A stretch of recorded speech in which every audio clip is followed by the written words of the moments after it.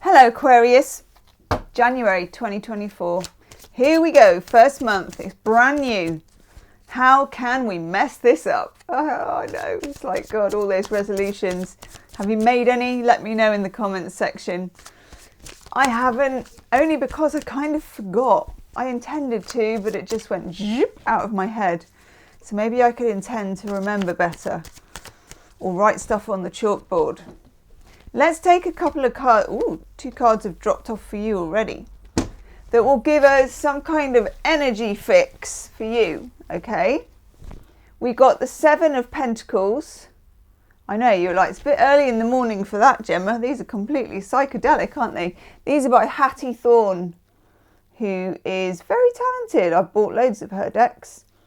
7 of Pentacles is a card of not just psychedelic bunnies, but thinking how far you are with something. You're in your season in January, okay? At least from the 20th or so. You're in Aquarius season. You're thinking serious thoughts about big ticket items. Your readings for the second half of 2023 became quite serious. You know, they were full of gravitas. It became very real. And you're going to have a big overview, I think, at the moment, because you're thinking to yourself, how does this or that fit for me? Is this person a good fit? Is that job a good fit? Is where I live a good fit? Am I behaving in a way that's good enough for myself? Am I fulfilling myself? You know, all of those little things are going on in your life all at the same time.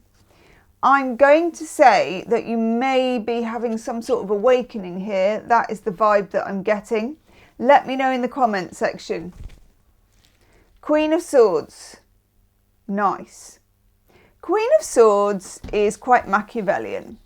She is good at boundaries. Now, you are good at boundaries too. You may not want to draw the boundary, but if you decide to, you're very good at sticking to it as an air sign and as an Aquarius, really. Other people envy you in the clarity that you can bring to a situation. You may be still, as we move into 2024, in a little bit of a hazy situation. I don't know if it's in a job with somebody, whatever. We're going to look at destiny, career, we're going to look at love life. You need to take stock with the 7 of Pentacles. It's like doing an inventory of a life, of a situation, of where you're at. And you need to act accordingly, like you would if you were an auditor going into a company. You would go through everything, you would get all of the deets, you know, you'd get all of the numbers that you needed, all the evidence that you needed. And then you would put all these things together and say to yourself, right, this is the result. Now we do that. Chop or gather. You gather your nuts or you chop them off. I know. Bit extreme, Gemma. Bit extreme. Okay, I'm going to look at what's holding you back right now. Okay. Oh, so cute. Oh my God. And we will also put the camera so that it looks down on the cards. Oh my God, that's very powerful. Okay, there will be an extended reading, by the way. And if you get to the end of the reading and you feel like it really resonates with you, we do a lot more of a love reading in there as well. So we take the love reading off here and we go nuts, channel, weird, strange decks. How do they feel about you? All that good stuff. It's first link in the description box if you get to the end and this is for you. Okay. Let's look at this. Let's look at these cuties that have come in for what's standing in the way for you. How could it be? Look! Oh, just do that so that it will focus. There we go. 6 of Cups is standing in the way for you. And what does it come up with? This is such an Aquarian deck. The 7 of Swords. I know. I love that card. Right, very different vibes. Let's look at the 6 of Cups, okay? The 6 of Cups is a card of the past. It's longing, it's missing somebody. It can be, because I'm only saying this as well because there's rose-coloured glasses on the Seven of Swords. So I think it's an important question that you might want to be asking yourself as we move into this new year. What is this all about? Okay, what is, I don't know if it's clouding your judgment or if there's just something very misty and difficult. I don't know if you looked a little while ago, I did a shadow love reading for Mercury Retrograde. And it feels like that, where you are neither, as my mum would say, nout nor something. You're in the in-between with something that's to do with your heart.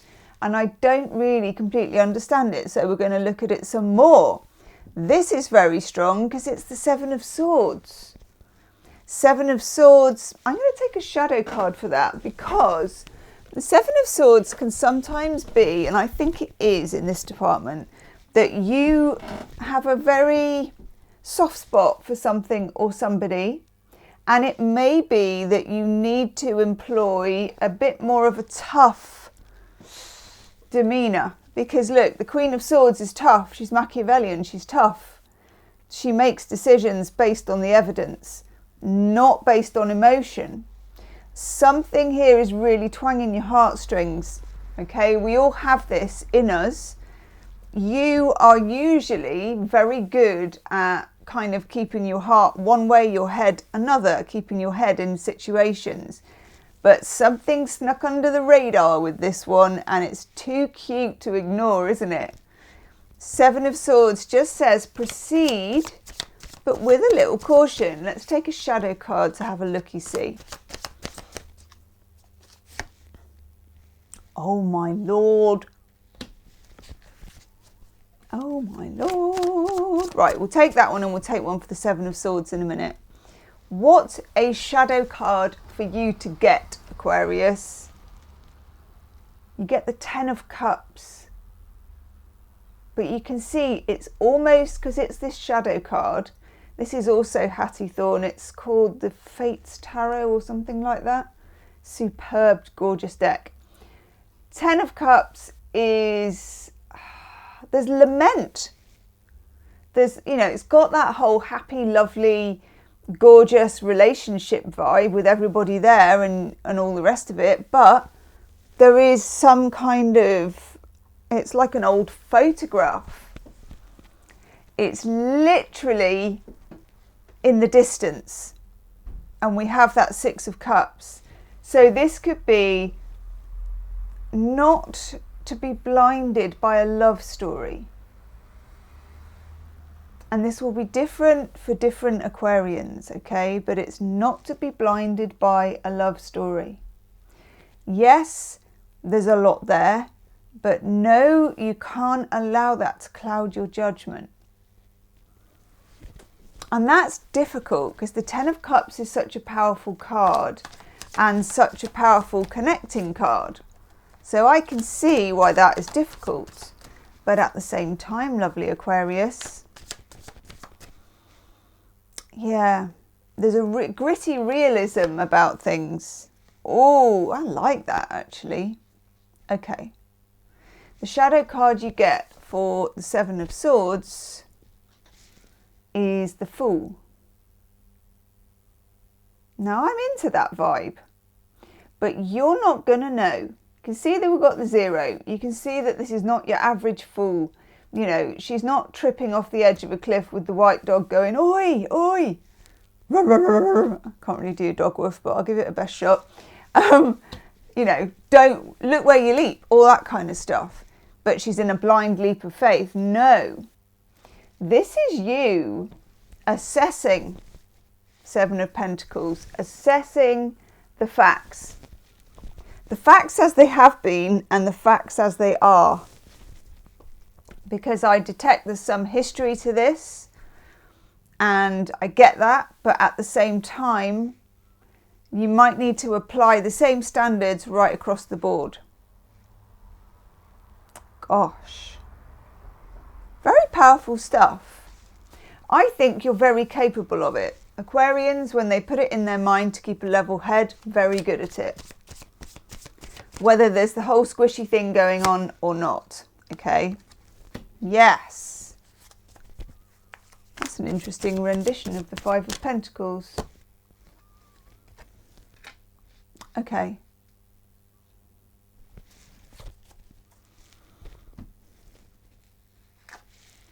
Five of Pentacles. The Five of Pentacles, you see, I would have thought with this card that they would not take the umbrella. That's the whole point. The Five of Pentacles means that you are willing to do things the hard way and to give up your comfort zone about something. This can be a choice for you, this Five of Pentacles, or it can happen anyway. I have a feeling that you're kind of on your way towards this. There will need to be some, I don't want to call it selfishness because it's not selfish, some degree of self-preservation. Doesn't mean you can't jump in like the fool eventually. Doesn't mean that you can't experience the joy of the Ten of Cups. But for the moment, self-preservation comes up first. Now remember, Mercury goes direct on the 2nd of Jan, but it takes another week or so. You're still in the shadow period until we've got a gorgeous new moon, and I think it's in Aquarius as well, in January. Let me just have a looky, see in the moon diary. Now, where are you? Nope, it's in Capricorn. Right. 11th of January is when we really come, Mercury's direct, and it's actually starting to feel direct. Okay? I like that. That's the time when you can look ahead more. Until then, you're in this strange sort of rainbow maelstrom of a storm, and you won't get the umbrella. You know, that's just making light of it. You won't get the umbrella. You're out in the storm, and it's your ability to be able to weather it, which I know that you can, and I know that you should, because it will take you to a really good place. Then you get the Empress, which I like a lot. The Empress is like the mama bear of the tarot, okay? This could be a friend of yours that's helping you out. It's a very feminine presence. It's very Venusian. It can be like a mother figure in your life. You may be playing a mother figure to somebody in your life too. You may be a mother. It's a high level energy that has a low level visibility, okay? This is a calm, gathered, classy, feminine energy. No need to run around trying to solve things. It's just, here I am. We solve it thus. You know, I'm old enough, I'm mature enough, I'm classy enough. I'm just going to stay here. And things will be as they are, and things will be okay. I like this energy because it doesn't bend for anyone, but it's not in any way aggressive.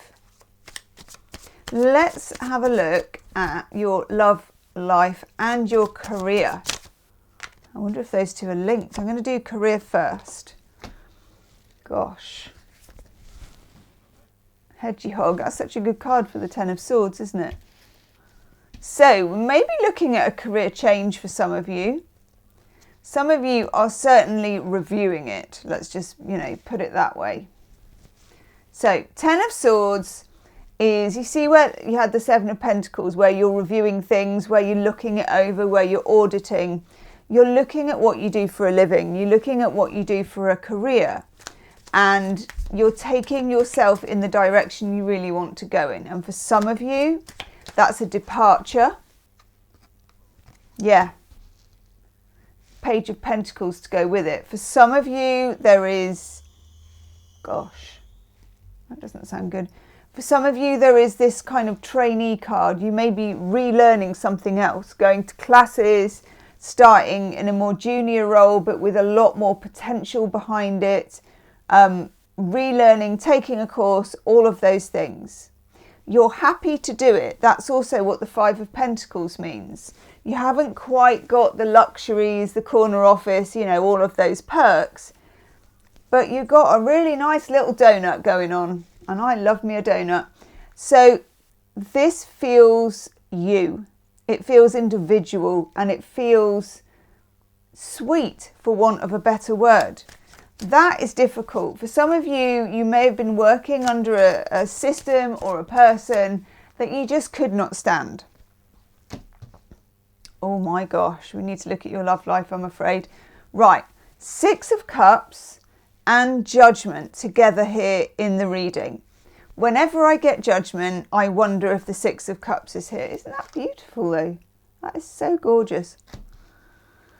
And whenever I get the Six of Cups, I wonder if Judgment is there. When these two come up together and they're almost just paired together, you are dealing with something with this very, sort of romantic energy to it. So for your love life, wow, there's roots in the past and there's roots in who or what do you call home. So it may not be your actual home, it may be your emotional home. Strength card, Leo. I also get Aries and Sagittarius for this. Let's take another card. This is somebody that you're dealing with who is they feel quite powerful in their demeanour. Oh, that's nice. Knight of Cups comes into play. We love this in a love reading. Okay, so the Knight of Cups is here. Somebody will come forward with something. The Knight of Cups is a step up from the Page. So it's not just, are you up on a text at 10 minutes past midnight? You know, it's not that kind of cheap throwaway. It's more of a considered move from somebody who's strong enough to be able to do that. And somebody who knows themselves well enough to know both their faults and what makes them a good person. I like this. Could also be a water sign. Ooh. But, like big butts and I don't know why, Knight of Cups running into the Three of Swords. Ooh. There is something about this connection that really opens some old wounds for you. It's quite triggering in some way. Let's take a shadow card for that. Oh yes.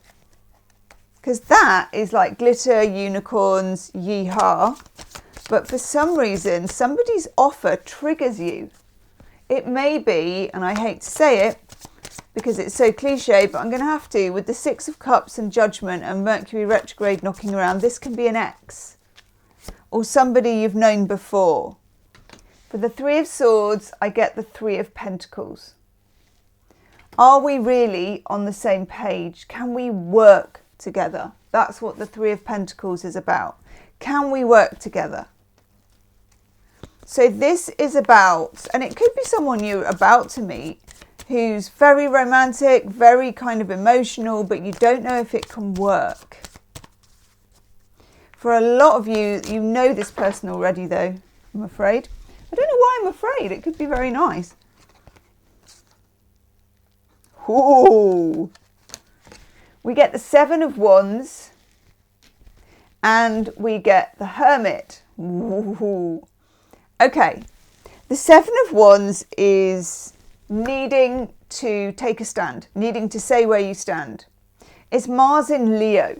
So it's always that feeling of not just letting things be, but saying it, you know, spitting it out, expressing your opinion. Somebody's going to ask. And this is across the board. It's in your love life. It's in your close relationships, your romantic relationship, your love life. It's you're going to be pushed towards giving some kind of answer to something. Someone's going to ask the question. And then the Hermit. Oof, the Hermit.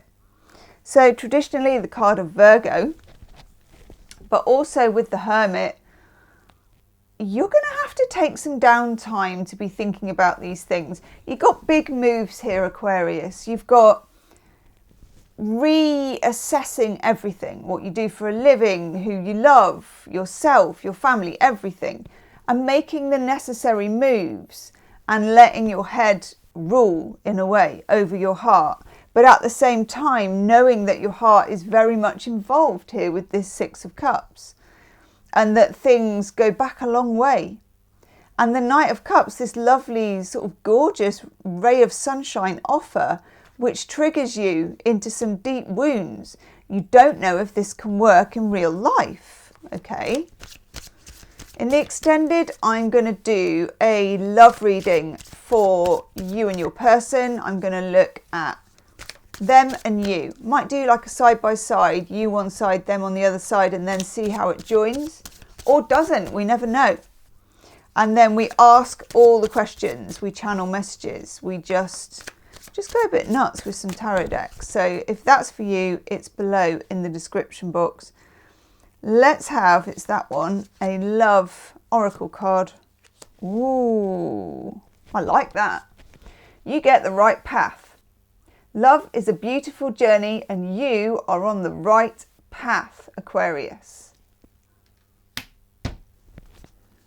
Good. Let's go and see where it leads. I'll see you on the other side. Namaste.